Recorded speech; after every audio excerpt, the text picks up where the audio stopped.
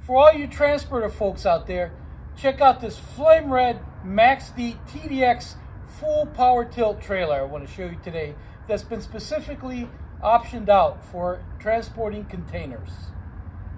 Starting from the back, this trailer has the folding hydraulic bumper that folds out of the way so you can move your trailer forward or backward when the back is down.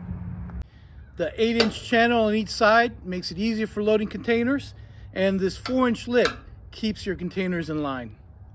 The trailer includes the center channel and a 22K winch to pull your loads in. It's got the 15K axles with a 48-inch spread, 17.5-inch wheels and tires, 16 ply, and electric over hydraulic brakes.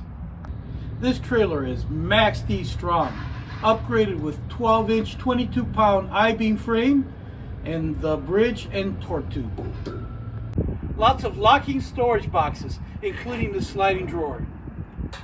And you need to spoil yourself with these hydraulic jacks. So come on down to ocalatrailer.com and check out our MaxxD TDX trailer and our other MaxxD trailers ready for the working man.